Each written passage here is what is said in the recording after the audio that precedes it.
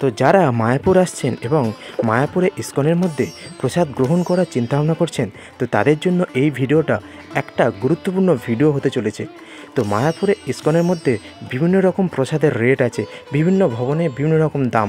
তো আমরা প্রথম দিন কিন্তু গীতা ভবনের প্রসাদ গ্রহণ করেছিলাম, আর এই গীতা ভবনের প্রসাদে কি কি আইটেম থাকছে, তার দাম কেমন এবং টেস্ট কেমন, সবটাই কিন্তু আমি ভিডিওতে বলে দেবো। আর আরেকটা কথা বলে রাখি, যারা মায়াপুর ইসকনের বাইরে বিভিন্ন সাইট সিন করতে চাইছেন তারা টোটো ভাড়া করে নিতে পারেন আমাদের মতো। তো সেটা কত টাকা লাগছে সেটাও কিন্তু বলে দেবো।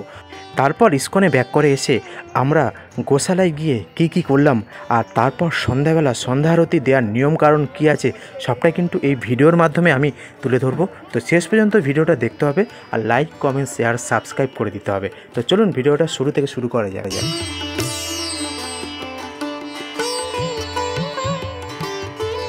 নমস্কার বন্ধুরা, আবার একটা নতুন ভিডিওতে আপনাদেরকে স্বাগত। এখন আমি আছি মায়াপুরে। এর আগের ব্লগ যারা দেখেছেন তারা তো বুঝতেই পেরেছেন যে আমি মায়াপুরে এসে উপস্থিত হয়েছি। তো এখন যাচ্ছি মায়াপুর ইসকনের ভেতরে। ওখানে যে গদা ভবনে প্রসাদের জন্য যে কুপনের ব্যবস্থা আছে, সেই কুপন কত করে দাম আছে এবং আমরা কোন কুপন নিতে চলেছি, তাতে কি কি থাকবে না থাকবে সবটাই আপনাদের সামনে আমি তুলে ধরবো এই ভিডিওর মাধ্যমে। এবং বিকেলবেলা আমি মায়াপুরের কিছু সাইট সিন করবো, তো সেটাও কিন্তু এই ভিডিওর মাধ্যমে আমি তুলে ধরবো। তো সবাই দেখতে থাকুন ভিডিওটা। আশা করি মায়াপুরের ব্লগ আপনাদের ভালো লাগবে। এখন তো দামোদর মাস চলছে, যারা এই দামোদর মাস করেন তারা জানেন যে এর মাহাত্ম্যটা কতটা। তো এখন এই জন্য একটু ভিড় আছে মায়াপুরে, তো সেই জন্য কিন্তু মায়াপুর এখন একটু জমজমাট। তো যাই যাক মন্দিরের ভেতরের দিকে।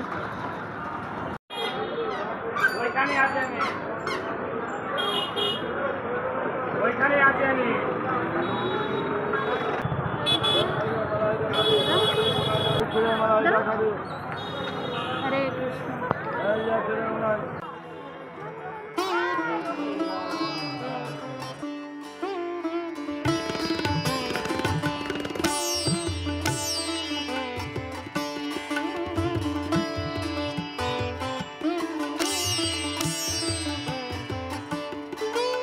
তো বলুন কেমন লাগছে আমাকে। এখানে গেটে ঢোকার সঙ্গে সঙ্গেই আমার কপালে এটা কেটে দিল তিলক। তো 10 টাকা করে নিচ্ছে পার তিলক পিছু, মানে প্রত্যেকের কপালে এটা দিয়ে দেবে, 10 টাকা করে নেবে। তো কেমন লাগছে বলুন, ভালো লাগছে নিশ্চয়ই। ভালো লাগলে লাইক কমেন্ট শেয়ার করবেন। আর ওর লাইনে দাঁড়িয়ে আছে কুপনের লাইনে, ওরও কপালে কিন্তু কুপনের মানে তিলক কেটে দিয়েছে। তো এখানে যেটা আমি দেখতে পাচ্ছি সেটা হচ্ছে মন্দির কখন খোলা থাকবে, আর মন্দিরে কখন কখন আরতি হবে, মানে আরতির টাইম কখন, এবং মন্দির কখন বন্ধ থাকবে, সবটাই কিন্তু এখানে একটা সাইনবোর্ডে দেয়া আছে। আর এর পাশেই কিন্তু বিভিন্ন কাউন্টারগুলো, কুপনের কাউন্টার, বিভিন্ন ভবনের বিভিন্ন কাউন্টার। যেমন এটা দেখছেন গদা ভবনের কুপন কাউন্টার। এই কাউন্টারে 80 টাকা করে কিন্তু কুপন পাওয়া যাচ্ছে। আর যে আইটেমগুলো আছে তা হলো অন্ন, পকোড়া, ভেজ, ডাল, রুটি, পনির সবজি, মিক্স সবজি, পায়েস। অন্য মানে ভাত, এ তো সবাই আপনারা জানেন। তারপর একটা পকোড়া থাকছে, ভেজ পকোড়া, তারপর ভেজ ডাল, রুটি, পনির, মিক্স সবজি আর পায়েস। এরপরে আছে নামহট্ট ভবন। আর নামহট্ট ভবনে কিন্তু সেম, শুধু পকোড়া নেই, সেম আইটেম, আর দাম কিন্তু 50 টাকা, ওখানে 80 টাকা, 30 টাকা কিন্তু কম। আর এখানে কিন্তু একদমই ভিড় নেই। আর এর পাশেই আছে কিন্তু গীতা ভবন। এই গীতা ভবনে সবথেকে বেশি ভিড়, কারণ গদা ভবনে 80 টাকা আর এখানে 60 টাকা। আর আইটেম কিন্তু সব একই, যা ওখানে আইটেম এখানেও তাই আইটেম। গীতা ভবনের টিকিট আমরা কেটেছি 3টে, এই যে দেখতে পাচ্ছেন 3টে টিকিট কেটেছি গীতা ভবনে, ঠিক আছে। তো 1টা থেকে 1:30টার মধ্যে চালু হবে প্রসাদ দেওয়া, তো তার মধ্যে আসতে হবে। তো এর মধ্যে দেখুন এই এসে গেছে, এর কেমন লাগছে। আর প্রবেশ করছি মায়াপুর ইসকনের ভেতরে। এখন আমাদের প্রসাদ খাওয়ার টাইম হয়েছে, এখন বাজে 1টার মতো। তো এবার আমরা যাব গীতা ভবনে। আমাদের ওখানেই কিন্তু কুপন কাটা আছে, তো আমরা ওখানে গিয়ে এবার লাইন দেবো প্রসাদের জন্য। তো এক্ষেত্রে আপনাদের একটা কথা বলে রাখি, যারা গদা ভবনে কুপন কাটছেন প্রসাদের জন্য, তো তারা গদা ভবনে খুব সহজেই পৌঁছে যেতে পারবেন। এই যে মেন যে মন্দির দেখতে পাচ্ছেন, যে সাদা রঙের মন্দির, তার অপোজিটে যে লাল রঙের বিল্ডিং, ওটাই কিন্তু গদা ভবন। আর যারা গীতা ভবনে কাটছেন কুপন, গীতা ভবনটা কিন্তু একটু দূরের দিকে, এই যে গদা ভবন তার পেছনের দিকে। তো যারা যারা এই গীতা ভবন বা অন্য কোনো ভবনে কুপন কাটছেন এবং যেতে অসুবিধা হচ্ছে, তাদের জন্য একটা দিক নির্দেশ কিন্তু এখানে করা আছে। কোন দিকে গেলে আপনারা কোন ভবন পেয়ে যাবেন, এখানে পরিষ্কার কিন্তু দেয়া আছে।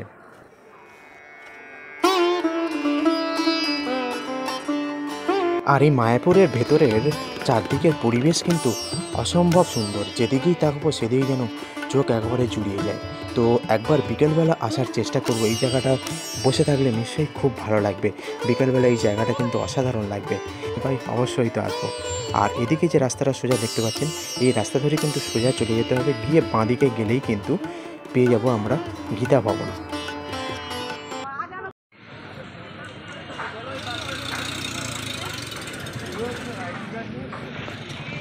তো আমরা দূর থেকে যেটা দেখতে পাচ্ছি, অসংখ্য কিন্তু লাইন, কোথায় মেন গেট আর কোথায় আমরা লাইনে দাঁড়িয়েছি, মানে এটা আমরা কল্পনা করতে পারিনি যে এত লাইন হবে এখানে, এত ভিড় হবে। সবাই জুতো খুলে রাখছে, আর এই জুতো খুলে কিন্তু আমরা খেতে গিয়েছিলাম এখানে। আর এখানেই কিন্তু হয় আমাদের মেন বিপত্তি, আমাদের মধ্যে একজনের জুতো কিন্তু হারিয়ে গিয়েছিল। তো সেই সব গল্প না আমি একটু পরে বলছি। তো এখন আমরা হাত ধুয়ে নিচ্ছি আর ভেতরে প্রবেশ করছি লাইন দিয়ে একে একে। তো প্রচুর লোক কিন্তু এখানে প্রসাদ গ্রহণের জন্য এসেছে, যেটা বুঝতে পারছি।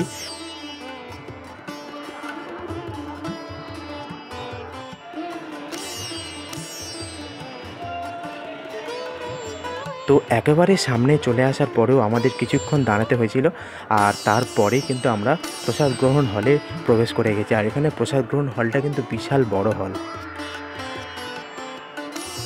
তো আমরা বসে গেছি প্রসাদ গ্রহণ করতে। তো এখন বাজে প্রায় 1:45, 1:42 এরকম টাইম হবে। তো একটু লেট হয়ে গেল। আজকে প্রায় 1700 ভক্ত এখানে উপস্থিত হয়েছে প্রসাদ গ্রহণ করার জন্য। তো প্রায় দিন এটা এরকম 1700, 2000 বা 3000 লোকেদের প্রসাদ এরা বিতরণ করে থাকে। তো এই যে সবাই বসেছে লাইন দিয়ে।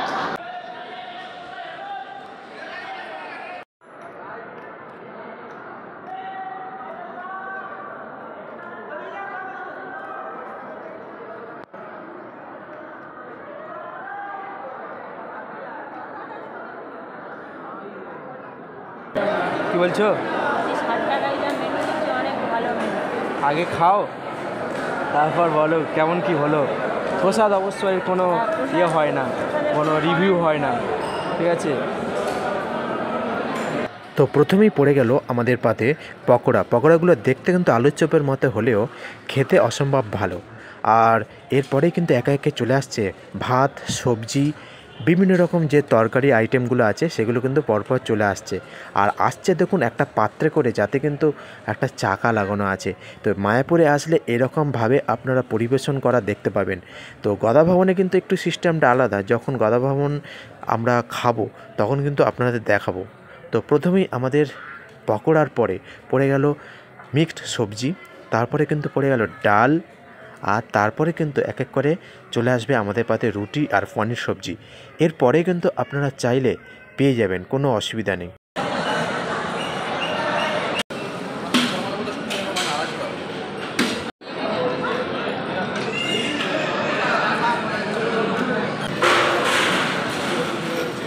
কি পনির? গদা ভবন থেকে খেয়ে বার হলাম। তো জুতোগুলো যেখানে রেখে গেছিলাম সেখানে এসে দেখছি যে একটা জুতো নেই, মানে আমার শাশুড়ি মার জুতো মোটামুটি এখান থেকে হাওয়া হয়ে গেছে, কেউ নিয়ে চলে গেছে। তো এটা কিন্তু খুব বাজে একটা ব্যাপার হলো। যারা আসছেন ভক্তবৃন্দ এখানে প্রসাদ গ্রহণ করার জন্য, তারা এতটা ভগবানের কাছে এসেছেন, এসে এরকম একটা কাজ করছেন, লজ্জা করে না আপনাদের? সত্যি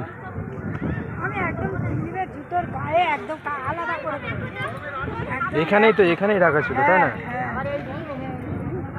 কিন্তু আমিও দেখলাম আমার জুতোটা একটু সরিয়ে দেওয়া আছে এরকম। কে এসছি জুতো দোকানে জুতো কেনার জন্য, সত্যি এইসব মানুষরা কেন যে তীর্থ করতে আসে সত্যি বুঝতে পারি না আমি। এদেরকে কোনো তীর্থস্থানে ঢুকতে দেওয়াই উচিত নয়। মানে এরা তীর্থ করার নামে এখানে এসে জাস্ট মানে বাজে কাজগুলো করছে। তোর জুতো হারিয়ে গেছে, ভালো কথা, হারিয়ে যেতেই পারে। একটা জুতো কিনে নে ভাই, একটা জুতো কিনে নে, কত আর দাম হবে, একটা জুতো কিনে নে। কিন্তু এরকমভাবে পরের জুতো পরে চলে যাচ্ছিস। আমরাও তো চাইলে অন্য আরও জুতো পরে চলে আসতে পারতাম, কিন্তু আমরা সেটা করিনি।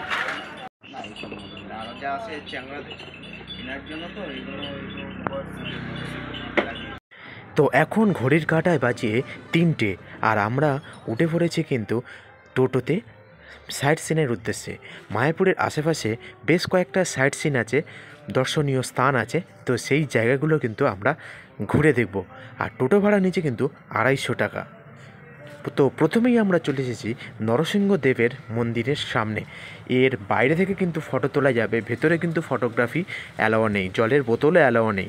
ভেতরে ঢুকে কোনো রকমভাবে যদি আপনারা এটা করেন তাহলে কিন্তু ফাইন দিতে হবে। তো সেই ফাইনের পরিমাণ কিন্তু 150 টাকা নয়, প্রায় 1000 টাকার উপরে। তো একটু সাবধানে। এবারে আমরা যাব মদন মোহন মন্দির, তারপরে যাব আমরা হচ্ছে কি না মহাপ্রভুর জন্মস্থান, তারপরে যাব শিবাসঙ্গম, তারপরে যাব হচ্ছে না নিমাই মাসির বাড়ি, পিসির বাড়ি। আচ্ছা, এটা মদন মোহন মন্দির, তাই তো?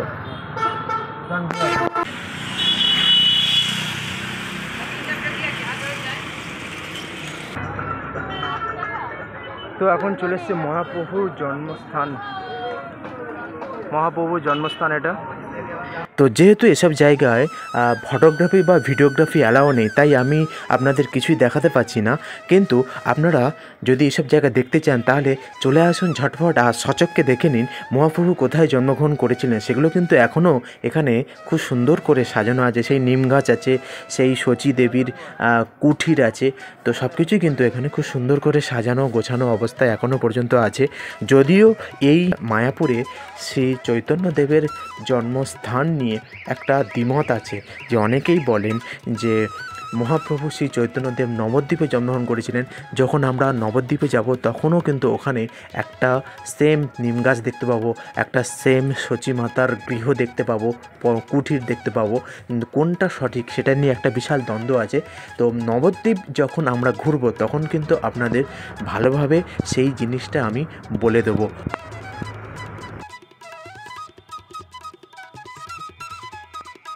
তো এখন আমরা চলে এসেছি মাসির বাড়ি, পিসির বাড়ি, আর এটাই কিন্তু আমাদের আজকের শেষ গন্তব্যস্থল। এখানেও কিন্তু ভিডিওগ্রাফি অ্যালাউ নেই, তবু আমি করেছি। তো এখানে প্রবেশ করলে আপনারা যে যে গুরুত্বপূর্ণ জিনিসগুলো দেখতে পাবেন, তার মধ্যে একটা গুরুত্বপূর্ণ জিনিস হচ্ছে এখানে শ্রী চৈতন্যদেবের লীলা বিষয় নিয়ে একটা এক্সিবিশন হল তৈরি করা আছে। ওর মধ্যে ঢুকলে আপনারা শ্রী চৈতন্যদেবের সেই প্রাচীনকালের বিভিন্ন ফটো, বিভিন্ন লীলা কিন্তু দেখতে পাচ্ছেন। তো এটা কিন্তু খুবই সুন্দর, আপনারা এটা কিন্তু মিস করবেন না। আর এরপরে কিন্তু আছে গিরি গোবর্ধন মন্দির, তার সাথে শ্যামকুণ্ড, রাধাকুণ্ড। এগুলোর মাহাত্ম্য আমার মতো নগণ্য মানুষ বলতে পারবে না। যারা এসব ব্যাপার নিয়ে চর্চা করে তারাই একমাত্র বলতে পারবে। আমি জাস্ট গিয়েছি ওখানে এগুলো দেখার জন্য, নিজের মধ্যে ভক্তি আনার জন্য, এছাড়া আর কিছুই নয়। তো এরপর আমরা ইসকন মন্দিরের সামনে চলে এলাম ব্যাক করে, আর আমাদের সাইট সিন কমপ্লিট হয়ে গেছে। আমরা বেশ 4-5টা মন্দির কিন্তু দেখেছি 250 টাকার বিনিময়ে। তো আপনারা যারা টোটো ভাড়া করতে চাইছেন ইসকন মন্দিরের সামনে মেন গেটের সামনে থেকে কিন্তু টোটো ভাড়া করে নিতে পারেন। তো আবার আমরা প্রবেশ করে গেছি মায়াপুর ইসকনের মধ্যে। এবার আমরা এখান থেকে চলে যাব গোশালার উদ্দেশ্যে। গোশালা কিন্তু মায়াপুর ইসকনের মধ্যে একটা গুরুত্বপূর্ণ দর্শনীয় স্থান। তো এখানে কিন্তু যেতেই হবে। হেঁটে এই মেন মন্দির থেকে, মেন চন্দ্রোদয় যে নবনির্মাণ মন্দির, এই মেন মন্দির থেকে কিন্তু টাইম লাগবে 10 থেকে 15 মিনিট। টোটোর মাধ্যমেও, মানে টোটো করেও যাওয়া যায়, টোটো ভাড়া করে যাওয়া যায়, গরুর গাড়িও করে যাওয়া যায়, কিন্তু আমরা হেঁটেই যাব। কিন্তু তার আগে দেখে নিন শ্রীল প্রভুপাদের পুষ্প সমাধি মন্দিরটি। আর এই মন্দিরটা কিন্তু দেখতেও অসম্ভব সুন্দর। এই নবনির্মাণ চন্দ্রোদয় মন্দির তৈরি হওয়ার আগে এটাই কিন্তু ছিল মায়াপুরের সবথেকে সুন্দর মন্দির।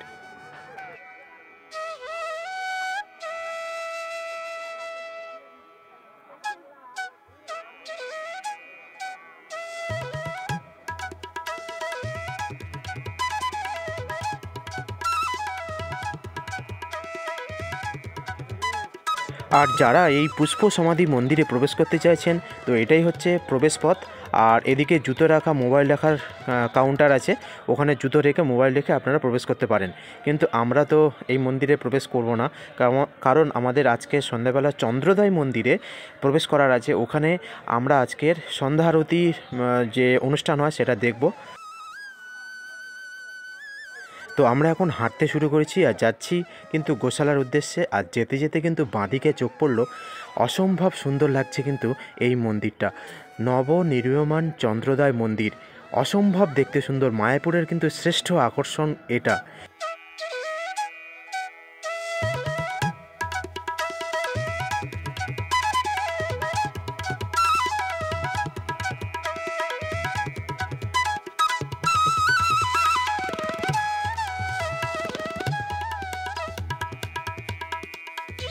তো এখন হাঁটতে হাঁটতে চলে এসেছি সেই জায়গায় যেখানে কিন্তু টোটো পাওয়া যায় গোশালার উদ্দেশ্যে যাওয়ার জন্য।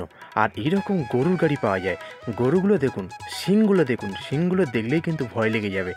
গরুগুলো কিন্তু বিশাল শক্তিশালী। অত বড় একটা গাড়ি প্লাস মানুষজন 10-15 জনকে টেনে নিয়ে যাচ্ছে। অসম্ভব কিন্তু শক্তি এদের মধ্যে, গরুগুলোর মধ্যে। আর এই টোটোগুলো কিন্তু 10 টাকার নেবে, 10 টাকার বিনিময়ে কিন্তু আপনাদের পৌঁছে দেবে গোশালার উদ্দেশ্যে। আর গোশালার যারা হেঁটে যেতে চাইছেন তাদের উদ্দেশ্যে আমি পথ নির্দেশটা একটু বলে দিই। যে গৌরাঙ্গ কুটির আছে, গৌরাঙ্গ কুটির যে থাকার জায়গা আছে, এই গৌরাঙ্গ কুটির থাকার জায়গা থেকে যে রাস্তাটা সোজা চলে যাচ্ছে সেই রাস্তায়, বা অন্নদান যে কমপ্লেক্স আছে সেই অন্নদান কমপ্লেক্স থেকে সোজা চলে গেলে যে রাস্তাটা পড়ছে সেই রাস্তায় কিন্তু আপনারা চলে যেতে পারবেন গোশালা। এছাড়া যে কাউকে আপনারা জিজ্ঞাসা করবেন যে গোশালা কোথা থেকে যাব, কিভাবে যাব, সবাই বলে দেবে। তো আপনাদের কোনো অসুবিধা হবে না।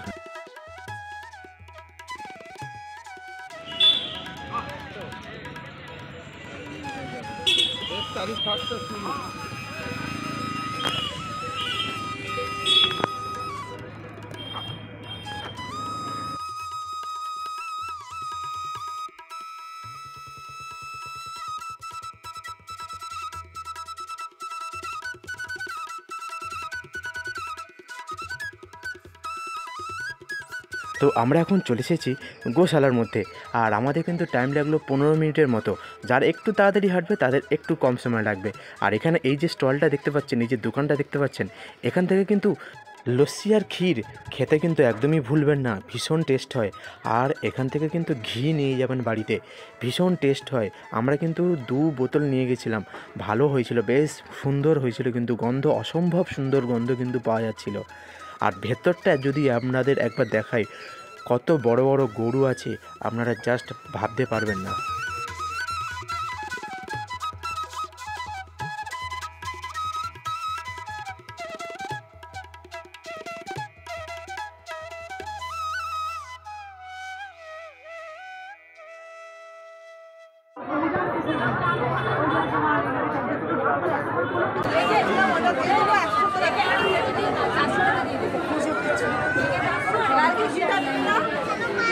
তো এখান থেকে আমরা 3টে ক্ষীর নিয়েছি এবং একটা হচ্ছে কি ঘি নিয়েছি, 250 ml ঘি নিয়েছি 170 টাকা।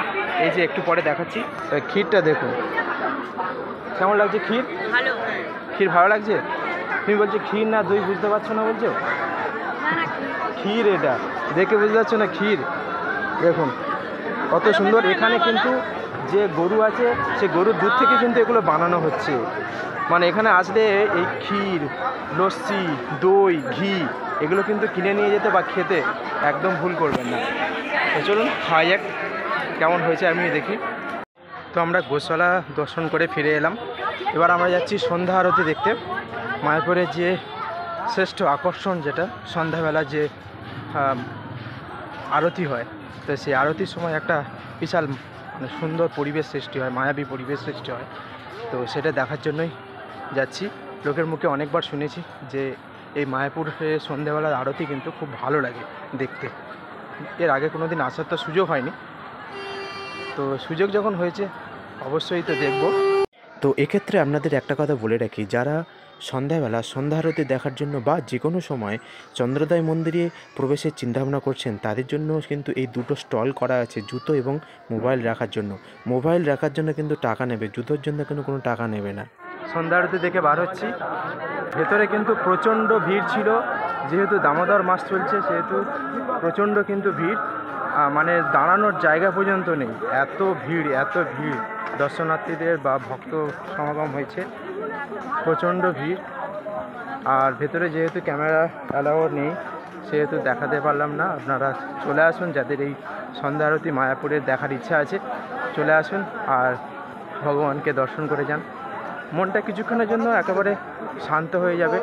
এই পর্যন্ত আজকের দিনের ভিডিও আমি এন্ড করব। পরে আবার কালকের নতুন একটা দিন শুরু হবে মায়াপুরে, তো সেটা আমি আলাদা ব্লগে তুলে ধরবো সেই সব ভিডিও। আর তারপরে হোটেল রিভিউ আসছে, তো অবশ্যই আপনারা এই মায়াপুরের ব্লগগুলো দেখুন, নিশ্চয়ই ভালো লাগবে। আর এই ভিডিওটা যারা এতক্ষণ পর্যন্ত দেখছিলেন তাদেরকে অসংখ্য ধন্যবাদ। আর লাইক, কমেন্ট, শেয়ার, সাবস্ক্রাইব এটা করতে কিন্তু একদমই ভুলবেন না। তো চলুন, দেখা হচ্ছে কালকের নেক্সট ভিডিওতে।